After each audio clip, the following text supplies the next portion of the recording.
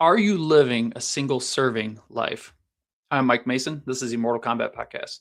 Immortal Combat Podcast is a podcast arm of Very Christie. Very Christie is a Catholic lay apostolate devoted to help men attain the full stature of Christ by growing strong in mind, body, and spirit. If you'd like to learn more about our work, you can check us out online at verychristie.com and stjosociety.org. All right, gentlemen, happy third Friday of Lent. Hope you guys are having a blessed Lent. 1 month from today, as I'm recording it, which is Thursday, March 5th, we will be celebrating Easter Sunday. So, whatever commitments you guys made, hang in there, keep going, and allow God to really transform you during this time. Okay. The reflection I have today is not coming from the spiritual combat, which I've been basing on, but just some other things I've been thinking. In the spiritual combat, Scapoli discusses the fact that we have to combat, right, the things that entice us to sin, right, the world, the flesh, and the devil, things outside of us and things inside of us.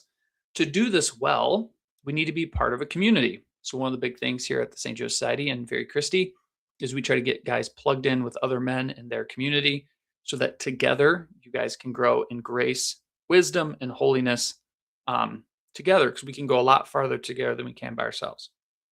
Okay. The reflection I want to offer you today is primarily, it's off an article that was written back in mid-January. And it was by a gentleman by the name of Patrick Neve, Catholic Pat, on his Substack. And the title of the article was "The Parish You Hate Might Need You." Now, I don't read a lot of Patrick's work, so I'm not endorsing all of it, or I'm not saying it isn't great stuff. But this article gained a lot of traction, and so it gained my attention too. And in short, what he said is he's arguing against parish hopping and parish shopping. Now, parish hopping is when you hop, from parish to parish. So each week, every couple weeks, you're always moving around, chasing the past, chasing certain priests or things like that. Parish shopping would be where you move into an area, or you're in an area and your local parish isn't doing it for you. So you look for one that is better, and then you become a member of that one. So he's arguing against this, saying that we need a better strategy for the long haul to renew our parishes. And he gives a lot of just kind of practical advice of that anyone who lived in a small town or part of a community would identify. He recommends things like hosting Bible studies, having people over for dinner, and doing things like that. What I thought was odd about a lot of the people who really tore into this idea of committing to your local parish a great deal. What I thought was odd is some of the criticisms came from him suggesting that people should do things that are generally good for people, like getting together, studying the Bible, doing a book club, having people over for dinner. And the sense that people were mocking it was honestly bizarre, that you'd kind of mock very human activities, but people on the internet tend to do and say stupid things. So I thought that was weird. Second thing I thought was odd is just how much vitriol there was towards this suggestion that you should actually commit to your local parish. And as people were reflecting upon this, I think they failed to make a few distinctions. And so what I want to do is I want to pass on to you a reflection and give you some food for thought based on the idea of what parish you choose. Okay.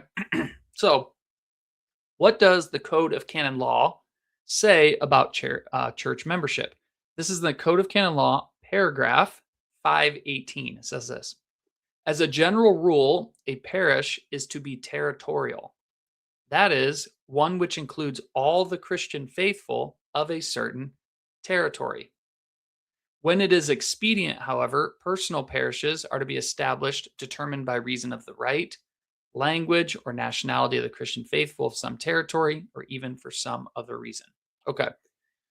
What parish are we members of? You are members of the parish in which the territory you live.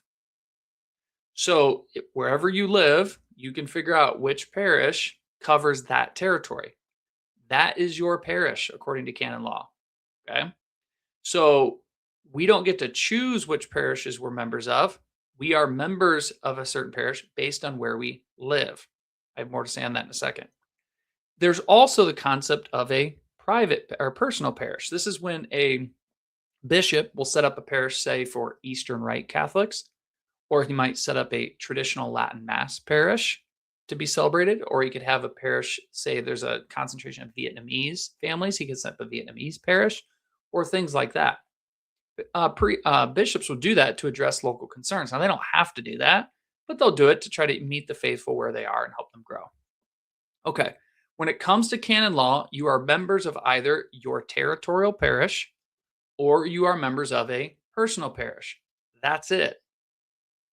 This idea that we can register and choose our parish, there's no precedent for that in canon law. Okay. So if you go to your parish 3 towns over or 2 towns over or whatever, and you register with them and say, that's my parish, okay, that's not a canon law principle. Now, that may be a way American churches kind of organize themselves to help know who's involved and who isn't, which is fine. I have no beef with that. Makes sense to kind of do something like that. But technically speaking, that's not your parish. Now, this is where people will jump on me. They'll say, well, do we have to attend our territorial parish? The answer is no. Okay, so I'll fully agree with that. You can fulfill your Sunday obligation at any Catholic church. Okay. If you go to a church, the Catholic church, and they're in union with the bishop and that bishop's in union with the Pope, you can satisfy your Sunday obligation there. So if you decide to satisfy your Sunday obligation at other parishes other than your personal one, you're not sinning. So in this reflection, I'm not accusing anyone of that. Okay. But it's just not your parish. So I want to wipe away that confusion. Second, paragraph 519, the very next one. It says the pastor is the proper pastor of the parish entrusted to him, exercising the pastoral care of the community committed to him under the authority of the diocesan bishop, in whose ministry of Christ he has been called to share. So that for that same community, he carries out the functions of teaching, sanctifying, and governing, also with cooperation of other presbyters and deacons, and with the assistance of the lay members of the Christian faithful according to the norm of law. Okay. Your parish pastor, the person that's responsible for you in canon law, is your territorial pastor, good, bad, or otherwise. Now, like I said, if you attend a parish, personal parish, that's your pastor and he's responsible for you. So on our end, we do not have to attend the territorial parish. I'm not saying we do because we don't. But the pastor of our territorial parish is responsible for us. He is responsible for the caretaking of the people under his care. Of course, he can partner with other presbyters, deacons, and even lay people to carry out that mission. Okay, that's just canon law. That's what it says. So if you choose to attend a parish that is not your territorial parish, and it's not a personal parish, right? Under canon law, that situation's not covered. Okay. All right. Now, should you do that? Here's the food for thought I want to give you. Now, let me get right out of the gate in case anybody listens to this and they want to comment on things. I'm not telling you what you should do in your situation. The people who listen to this are grown-ups. You guys can use your judgment to make the best situation possible. I am not saying there isn't a good reason to avoid your territorial parish. Your territorial parish could be bad enough you shouldn't go, which I agree with. Okay. So if somebody says it's bad enough, I'm not going, that's your judgment. Okay. We're all grown-ups here. However, I think people leave their territorial parish for reasons of that would be closer to consumerism than they do that it's some sort of grave reason to do so.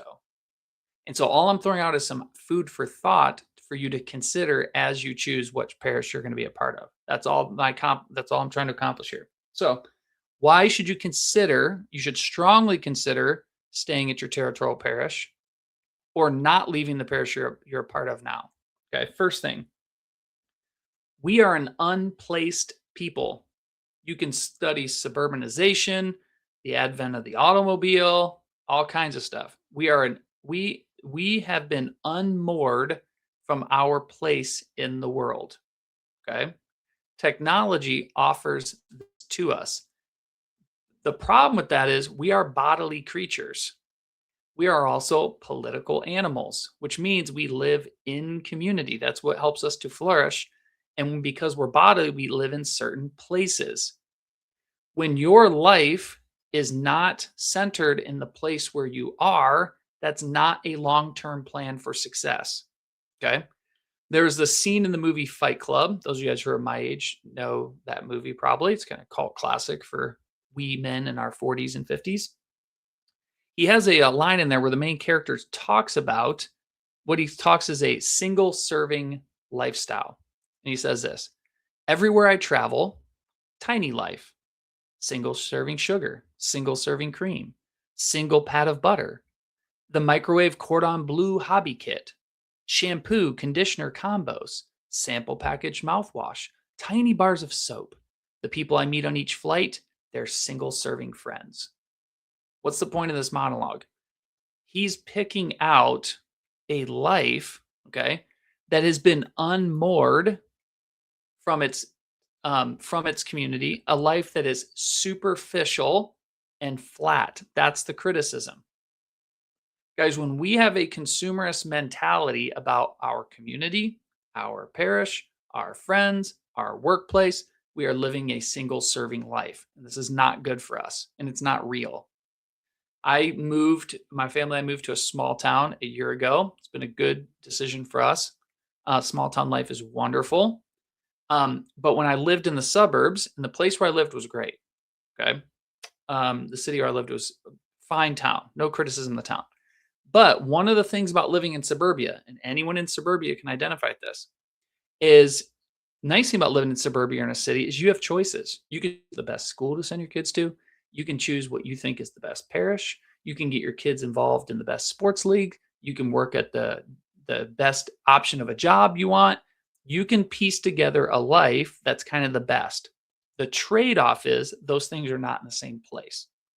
So the trade-off is when I lived in a suburban life, the trade-off was my kid's school was 15 minutes from our house. My work was 25 minutes from our house. Our parish was 25 minutes from our house. My son played baseball 20 minutes from our house. They played football 20 minutes from their house. Their friends would live anywhere from 15 to 30 to 40 minutes away because everyone in town is driving to the best school in town, the best parish in town, stuff like that. Now, I will grant you, since moving, the parish I went to there was a stronger and better parish than the one I'm in now. The school there was a stronger and I would say better school than I had now. Okay.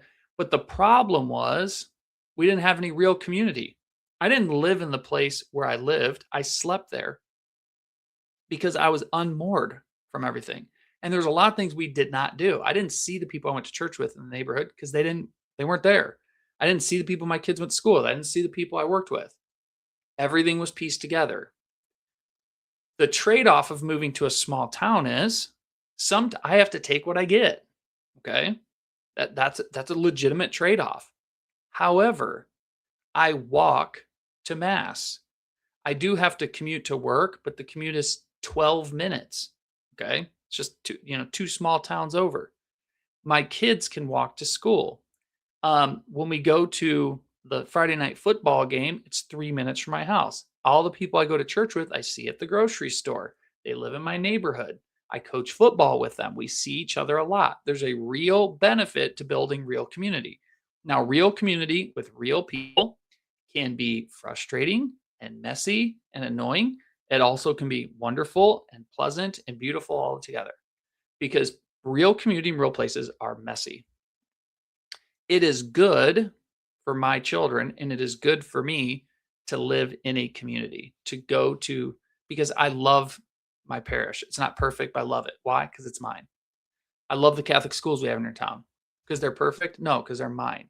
I love the new friends we've made. Why? Because they're our friends. This is our community. And you want to care for it and take care of it. And it's a wonderful blessing. When you bounce around, when you go to church 3 towns down, you're being unmoored. And if your life is spread out by that, it's going to start becoming thin. And you can't stop that. It's just that's the nature because there's too much inertia in your life and not enough gravity. So that's my first consideration. Second, church is a family. It's not an institution. These are our brothers and sisters in Christ. If you're going to leave your family, you need to have a serious reason to do so. And then buying a new hymnal, I'm suggesting that might not be a good enough reason. Okay. You need to be committed to your family. The people in the town where I live now and they go to church with, their family. They just are. And unless something drastic happens, Okay. Unless, things will have changed.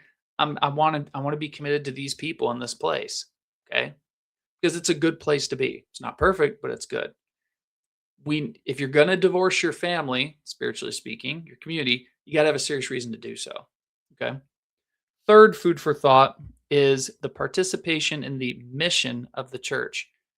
Guys, what are we called to be? We're called to participate by our baptismal promises, right? The priest, prophet, and king, we participate in those through our baptism. The common priesthood of the faithful. We are to participate in the mission of the church to evangelize the world. We lay people are called to help sanctify the secular order. Guys, to do that most efficiently, you have to have most of your life where you live. Now, I'm not being dogmatic about this. Sometimes you got to live in one place and work in the next. So I'm not being dogmatic. I'm not saying everything needs to be right there.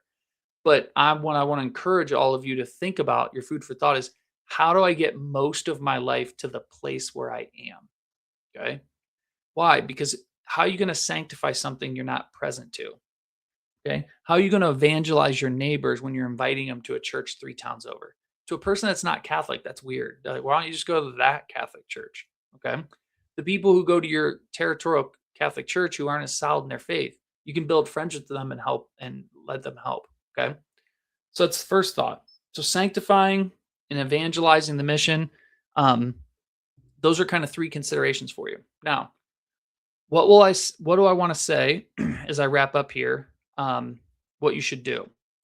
All I'm going to ask you to encourage you to do is think about attending your territorial parish and committing to the community where you are. Let's say you've attended a parish 2 towns over and you've been there for 10, 15, 20 years. I have a friend in this situation. He and I have this conversation. He's been going to the same parish, really good parish, for 12 years now. Should he up and leave? Probably not. So this is what I'm saying. I'm not being dogmatic on this. Okay. If you're invested in a community, be invested. Just stay there then.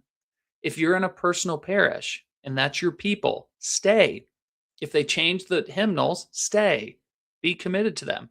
But I think a lot of us should consider being a part of our territorial parishes.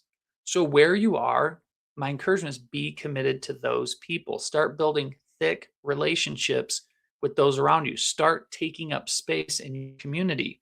Start volunteering to coach little league in your town, or play checkers with the elderly people at the old folks home. Like, get involved, be a light for Christ where you are, be a part of that mission. And yeah, being a part of a community can be messy and ugly and annoying, because that's what people are. But hell, I'm annoying sometimes. Okay. None of us are perfect, but we can grow together. So those are some of my thoughts for you guys to pass on. I think community is super important. We need to not be consumeristic about our lives, but try to invest as much as we can in where we are. So I hope you guys find this reflection thought provoking and helpful. And guys, keep up with Lent, man. If things are going well, God bless. That's awesome. If you're not hitting all your goals for your Lenten promises, hey, that's an opportunity to grow in humility. So it's a win. All right. God bless you guys. I'll see you next time.